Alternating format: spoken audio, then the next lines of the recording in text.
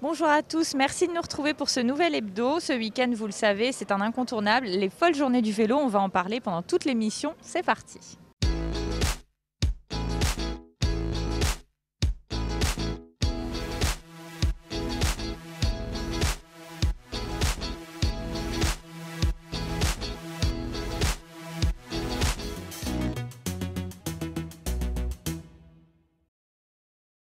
Je suis avec Christine Tavernier, bonjour. Bonjour. Alors je rappelle que vous êtes directrice de l'Office de tourisme d'Épinal qui co-organise aujourd'hui l'événement. C'est la 9e édition déjà, ça commence à vraiment faire entendre parler de lui cet événement ici. Tout à fait, c'est bien ancré dans la vie d'Épinal et de ses animations début septembre, oui. Et avec le boom du vélo, on sait qu'il y a eu un vrai boom du vélo depuis le premier confinement. C'est finalement un événement qui prend tout son sens aussi par rapport à ça. Tout à fait, on défend le vélo et la pratique du vélo, soit loisir, soit en déplacement. Et effectivement, on est bien dans le ton sans avoir voulu l'être, mais parce qu'on sait que notre territoire est un territoire de vélo. La preuve, il y a eu les championnats de France du site oui, tout à fait, fin juin au centre des congrès. Grosse manifestation, 8 jours avant le Tour de France. Effectivement, ils ont vu qu'il y avait des côtes. C'est une vraie chance aussi, une visibilité pour la ville d'Épinal finalement, pour attirer aussi toujours plus de cyclistes. Ça fait bien parler de la destination comme une destination attractive avec des reliefs, avec des reliefs différents, enfin des routes sympathiques aussi. Et surtout, ça a été rappelé tout au long du Tour de France parce qu'il faisait référence au championnat. Donc pour nous, c'est un vrai focus sur la ville et le territoire. Alors ici, on est au cœur du fameux village vélo. C'est vraiment aussi la tradition de retrouver cet endroit-là. Il y a plein d'exposants. Qu'est-ce qu'on peut trouver ici cette année? Rapidement, bien sûr, sans être exhaustif. Toujours lié au vélo, soit la sécurité pour les enfants, on y tient beaucoup parce qu'il y a une partie du concours qui est pour eux. Soit de faire des essais d'agilité, des vêtements, des accessoires sur le vélo, des conseils de sécurité. On est vraiment tout autour du vélo. Il y a des nouveautés cette année? Alors oui, je crois qu'il y a je ne l'ai pas encore vu, mais il y a quelqu'un qui vend plein d'objets autour du vélo qui a l'air tout à fait sympathique. Oui, ça s'appelle Recyclons, voilà, c'est du recyclage de vélo. Exactement. Donc chaque année, on a des nouveaux inscrits en fait pour nous montrer comment on peut travailler autour de vélo et ne pas acheter les anciens vélos par exemple, c'est une bonne idée ça. Et il y a aussi évidemment toujours les fameuses balades, notamment demain dimanche. Oui, demain, à destination. On part toujours du port. Si les gens veulent être accompagnés, ils peuvent venir. Toutes les heures, il y a un départ à 10h, 11h, midi, en début d'après-midi. On va soit vers Bouzet, soit vers Certigny avec des animations au bout. Cette année, une randonnée féminine également? Oui, tout à fait. Il y a un club de vélo qui a souhaité mettre en avant le vélo féminin. Donc effectivement, il y a une course dédiée aux femmes. Je finirai avec la fameuse parade, une indémodable aussi, cette année sur le thème du recyclage. Alors à quoi on peut s'attendre là? On voit autour de nous un peu à tout, c'est bien. Les gens ont été cherchés dans les chaudières recyclées. C'est très créatif et on voit que les gens s'y sont pris à l'avance. Il y a des vélos qui ont demandé du temps. Merci beaucoup Christine Tavernier d'avoir répondu à nos questions. On fait une première pause dans cette émission. On sait la ville d'Épinal prône l'utilisation du vélo comme toute l'agglomération d'ailleurs. Il y a une vraie politique qui est faite autour de ça. On regarde un reportage tiré de nos archives et on se retrouve juste après. Paris à vélo, on dépasse les autos. À vélo dans Paris, on dépasse les taxis. Nous ne sommes pas à Paris mais à Épinal et même au-delà, car c'est en effet au niveau de l'agglomération que se prépare un schéma directeur cyclable. Les décideurs publics veulent favoriser les déplacements à vélo à l'échelle de tout un territoire de 78 communes. C'est-à-dire imaginer, planifier sur 10 ans l'organisation du déplacement cyclable sur le territoire. L'objectif n'est pas tellement de loisirs ou touristique, si vous voulez. Ce que nous souhaitons, c'est favoriser le déplacement au quotidien, c'est-à-dire notamment domicile-travail ou domicile-lieu pour faire ses courses. C'est ça qui nous importe, c'est-à-dire que les gens renoncent à la voiture, en partie. L'usage du vélo représente aujourd'hui 2 à 3% des déplacements urbains. La communauté d'agglomération espère doubler ce pourcentage. Le schéma cyclable se prépare en concertation avec les habitants et une première permanence publique a eu lieu samedi dernier à Épinal dans la galerie du théâtre. On pouvait découvrir les itinéraires et hypothèses envisagées par un bureau d'études ou déposer des messages. Les adeptes du vélo sont souvent les plus nombreux à donner leur avis, mais tous les commentaires sont les bienvenus, notamment ceux des automobilistes et des piétons. À voter. Les mobilités demain, c'est forcément le partage de la chaussée. On voit bien qu'on est arrivé aujourd'hui sur une ville comme Épinal aux limites. Donc il faut qu'on arrive à avoir une circulation apaisée. Et donc il faut effectivement développer des actions à très court terme, moyen terme et long terme qui doivent nous permettre effectivement de pouvoir introduire un déplacement en vélo en toute sécurité. La communauté d'agglomération étudie également sur le modèle parisien des Vélib, la possibilité d'un système de location de vélos à assistance électrique.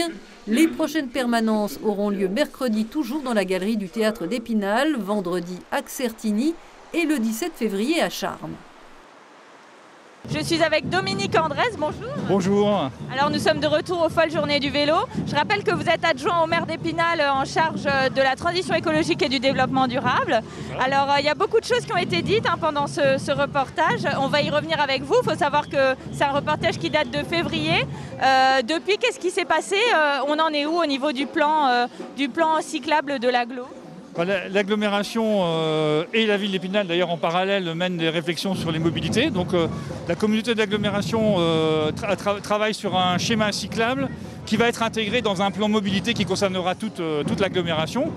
Et de notre côté, pour ce qui concerne la ville d'Épinal, on travaille également à une déclinaison de ce plan qui sera beaucoup plus opérationnel sur la ville, un plan mobilité pour les années à venir avec une échéance moyen et long terme, de manière à donner en ville toute leur place à la marche et au vélo notamment. D'une manière vraiment concrète, si on parle de ce qui a été déjà fait, de ce qui va être fait, on en est où au niveau par exemple du partage des routes, comment ça se passe? Là on a plusieurs études qui sont en cours sur la ville, on a également fait des déplacements et observé ce qui se passait ailleurs, notamment récemment en Suisse. Et notre priorité, notamment pour 2022, ça va vraiment d'apaiser la ville. Et quand on dit ville, c'est pas uniquement le centre-ville, c'est de mener un travail sur l'ensemble de la ville, le centre-ville et tous les quartiers. On sait alors aujourd'hui, les Spinaliens le savent bien, ceux qui ont l'habitude de faire du vélo, il y a beaucoup de ce qu'on appelle de bandes cyclables qui sont donc le long de la chaussée et finalement assez peu de pistes cyclables qui sont vraiment réservées aux vélos.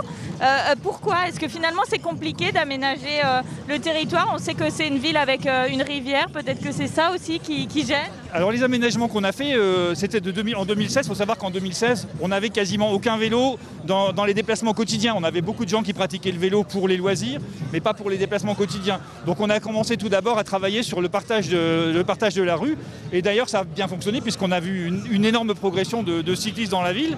Et aujourd'hui, on va beaucoup plus loin. On a déjà fait l'an dernier avec l'agglomération l'aménagement de la rue Friesenhauser qui a vraiment apaisé la ville et qui a vraiment amélioré les choses dans le quartier où nous nous trouvons, en lien avec cette place d'ailleurs.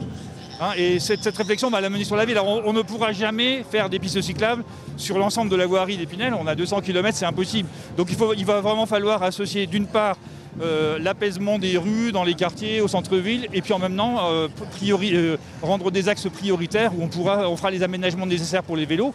Mais là, les choses ne sont jamais très simples. Oui, j'imagine. Il y en a d'ailleurs certains qui disent que ça ne va pas assez vite. Qu'est-ce que vous répondez à ces gens-là? Écoutez, je pense qu'on a déjà bien avancé. D'ailleurs, Épinal, même si en France on n'est pas exemplaire par rapport aux pays voisins, Épinal, quand les usagers sont consultés, on est quand même dans les villes moyennes, j'allais dire les moins qui s'en sortent plutôt le mieux. Mais on a énormément de travail à faire et maintenant il y a une grosse motivation et de la part de l'équipe municipale et de la part des habitants d'Épinal. On a une demande de plus importante et on voit d'ailleurs avec le développement, la mise en route du vélo libre-service récemment, où on a de plus en plus de vélos dans la ville, et ça nous pousse. Justement, c'était l'objet de ma question. Ça s'appelle Villevolt. Vous êtes allé plus loin avec le libre-service du vélo électrique, si je ne dis pas de bêtises. On a un peu de recul, là c'était en juillet, ça fait à peine 2 mois, mais qu'est-ce qu'on peut constater, pardon? Alors ça il y avait tout d'abord les vélos, les locations longue durée, donc c'est un nouveau service qui a été mis en œuvre. Et il est seulement opérationnel maintenant, puisque jusqu'à présent, totalement opérationnel, jusqu'à présent toutes les stations n'étaient pas en place et on n'avait pas l'électricité partout. Donc déjà malgré tout, il y avait vraiment un succès très important dans la ville. Et maintenant que tout se met en route, on peut espérer que ça va encore se développer. Mais aujourd'hui, on se balade en ville, on voit des vélos libre-service partout. En tous les cas, c'est voué à se pérenniser. C'est l'objectif. Et puis l'objectif, c'est pas uniquement sur la ville d'Épinal, puisque je rappelle qu'il y a Épinal, Golbet, Chantraine, Charmes, La Vosges-les-Bains. Donc c'est vraiment une démarche communautaire et à laquelle on adhère complètement, puisque Épinal, évidemment, est au centre de ça. Et le développement des mobilités à Épinal ne pourra se faire qu'en lien avec toute l'agglomération. Très bien, un gros travail à faire donc. Merci beaucoup Dominique Andrès d'avoir répondu à nos questions. Vous le savez, ici c'est un peu le rendez-vous des amoureux du vélo. Et on va parler d'un autre amoureux du vélo qui s'est lancé dans la conception de vélos artisanaux sur mesure. C'est un portrait qu'on avait fait il y a quelques mois, je vous laisse le redécouvrir et on se retrouve juste après. Kélis, ça vient du grec ancien qui veut dire tortue. Parce que la tortue, c'est une des plus vieilles espèces terrestres qu'on connaisse, qui a très peu évolué en changeant très peu sa forme grâce à sa forme simple, en fait, sa carapace qui est solide. Quelques mots qui illustrent la philosophie de vie de ce jeune entrepreneur, véritable fou de vélo originaire de la région parisienne. Yann Babélian, 31 ans, a travaillé 2 ans chez Moustache Bikes avant de se mettre à son compte pour concevoir et fabriquer dans son petit atelier de Xertigny des vélos durables, des vélos d'une vie comme ce designer et ingénieur aime les décrire. Je fais pas juste de la soudure et je fais pas juste de la conception, je fais les deux. Et c'est ça l'intérêt pour moi, c'est de pouvoir mélanger dans mon local les deux et pouvoir, quand j'ai une idée, je peux directement la transposer et fabriquer. Le printemps dernier, il a dessiné son premier vélo Kélis, un cargo pouvant transporter 2 enfants et des courses et assemblé avec des pièces achetées de la façon la plus éco-responsable possible. Moi, je ne prétends pas faire du vélo 100% français parce que c'est pas possible. J'essaie juste d'être transparent et j'explique aux gens ce que je fais et j'essaye de valoriser un maximum dans mon local. Donc les cadres, j'achète des tubes en acier qui sont fabriqués en Italie et moi je vais déjà valoriser dans mon atelier ce qui a le plus de valeur sur un vélo, c'est le cadre et la fourche, et ensuite je vais l'assembler avec des composants qui viennent soit de France, soit d'Europe. Évidemment, certains qu'on ne peut pas trouver, type des freins ou des dérailleurs qui viennent d'Asie. Le jeune homme est intransigeant sur la qualité, exemple donc avec l'acier pour le cadre, plus lourd bien sûr que l'aluminium ou le carbone, mais gage de solidité et de longévité, solidité d'ailleurs renforcée par des brasures au laiton. Mais le réel savoir-faire des cycles Kélis, c'est le sur-mesure, le choix fait par cet autre fan de la petite traîne. Il aura le 4e vélo de la marque. Donc c'est là qui est une selle artisanale fabriquée en France. J'ai déjà eu beaucoup de vélos et je voulais qu'un de mes derniers vélos soit fait sur mesure. On sent que le vélo va être à nos cotes et qu'on sera peut-être, c'est pas qu'on est mal sur les vélos qu'on achète, naturellement on est bien, mais on sera peut-être mieux. Voilà, c'est important. Et puis on sent qu'il est fait pour nous, qu'il sera unique. Yann peut d'ailleurs ajouter une assistance électrique, mais une motorisation intégrée n'est selon lui pas l'idéal, au contraire, puisqu'il prône un minimum d'effort, ainsi et surtout que la sobriété tous azimuts. Le baggy que vous aviez au collège, aujourd'hui c'est plus très joli. Et le vélo, il est aussi pris dans ces phénomènes de mode, et aujourd'hui on intègre tout, de plus en plus. Le problème c'est, moi je posais la question à ceux qui achètent des vélos intégrés, comment vous allez faire si dans 20 ans vous avez un problème avec votre moteur ou votre batterie, si tout est intégré et qu'il n'y a plus de pièces en SAV? Le problème, c'est que le vélo, il a été dessiné autour d'une technologie. Yann habite Épinal. Quand la météo le lui permet, il vient travailler avec Xertigny grâce à cet autre vélo qu'il a conçu, un modèle de type gravel pour rouler sur route comme en forêt. De l'artisanat qui a évidemment un coût somme toute équivalent, voire inférieur au vélo de série. Comptez 2 200 € pour un vélo cargo, un peu plus de 3 000 pour un vélo sur mesure. Je suis avec Eric Frankenberger, bonjour. Bonjour. Alors vous êtes à la tête de Cyclo-Circus, c'est un peu tout ce qu'on voit autour de nous. C'est quoi le concept de Cyclo-Circus? Le concept de Cyclo-Circus, c'est de faire découvrir un peu les vélos insolites au public. C'est des vélos qu'on ne trouve pas chez Decathlon, qui ont été fabriqués ou inventés par certaines personnes. Et on essaye de faire partager ça aussi bien aux enfants qu'aux adultes. D'où vous les sortez ces vélos-là? Alors je les ai achetés à une association qui les avait et qui s'en occupait très peu. Ils faisaient des animations mais ils n'arrivaient pas à les entretenir. Donc à un moment, ils voulaient vendre. Donc je les ai rachetés. Et j'ai développé le concept en essayant de trouver soit sur Internet, soit des idées. Des gens parfois me donnent des idées et me disent voilà, j'ai un vélo, est-ce que ça t'intéresse? Et du coup, vous en fabriquez aussi vous-même parce qu'il y a des vélos ici qui existent et des concepts qui existent et d'autres qui sortent complètement de votre imagination. Ouais, il y en a un ou deux, oui. Après, maintenant, j'en fabrique plus. J'en invente plus. On On les refait quand ils cassent, mais j'en invente plus. Parce que voilà, j'en ai 70 et puis ça suffit. Oui, 70. Alors, parce que voilà, vous ne devez pas que l'inventer, ensuite il faut l'essayer, ça ne marche pas du premier coup. Donc voilà, là c'est bon, on est sur un rythme de croisière qui est sympa. On est loin de l'utilisation d'un vélo classique. Parlez-nous un petit peu de ces vélos insolites. Voilà, si on devait en choisir quelques-uns. Là, vous avez le vélo, il y a un vélo couché qui vient de passer devant nous là. Donc c'est des vélos qui sont sur 3 roues, qui sont aussi bien utilisables par des enfants que des adultes ou des personnes à handicap. Parfois je travaille avec des associations et puis on peut très bien mettre une personne à handicap sur le vélo. Il n'a pas de problème d'équilibre puisqu'il a 3 roues. Oui, parce qu'il y a aussi toute une notion, vous venez de dire, d'équilibre. Il faut réapprendre presque à réutiliser un vélo comme ça, parce que les points de gravité sont pas les mêmes.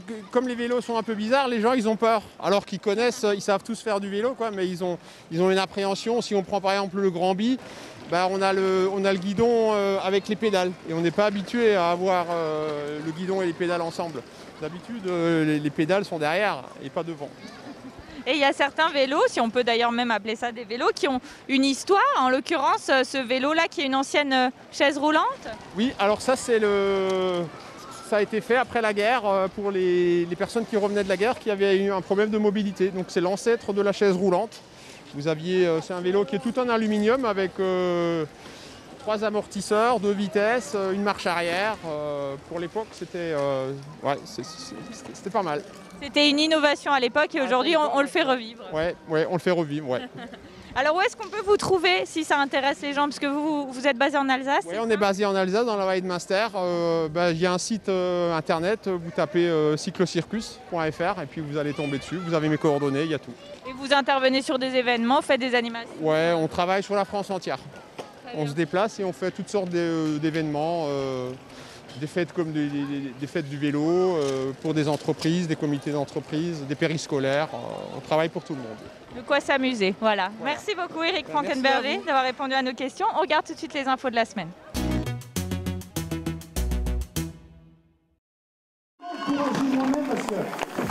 Attention, un maximum d'applaudissements pour Candidat. C'est pas possible.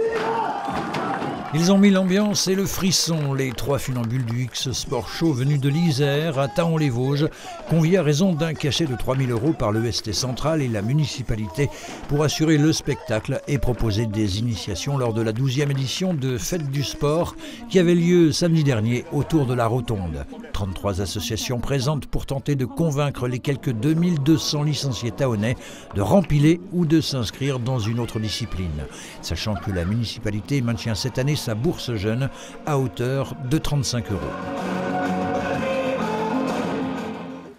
L'idée a été lancée en 2017 pour rendre hommage à celles et ceux qui ont marqué par leur profession, leur savoir-faire ou leurs actions la Cité des Images.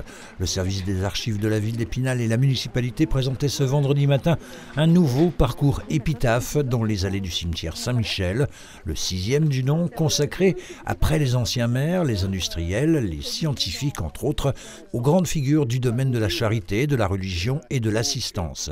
Ceux qui, d'une manière ou d'une autre, ont apporté leur soutien à leurs concitoyens. 18 sépultures, 18 histoires à découvrir lors des prochaines journées du patrimoine, les 18 et 19 septembre. Son histoire est intimement liée à la ville d'Épinal et au département des Vosges, celle du 1er régiment de tirailleurs, recréé en 1994. Originaires d'Afrique du Nord, Algériens, Marocains et Tunisiens, ils ont combattu pour la France au cours des 125 ans de leur existence et cette exposition leur rend hommage. Conçue en 2016 par le service départemental de l'ONAC-VG à l'occasion de la commémoration de la victoire du Garigliano en 1944, l'exposition comporte 14 panneaux explicatifs, un focus sur les valeurs et traditions des tirailleurs. Elle est visible jusque fin septembre, début octobre, dans la galerie administrative de la mairie. Et voilà, l'hebdo s'achève sur le clou de cette journée des folles journées du vélo avec le départ de la parade sur le thème du recyclage. N'oubliez pas que demain ça se poursuit si vous avez envie des balades au départ du port. Quant à nous, on se retrouve la semaine prochaine.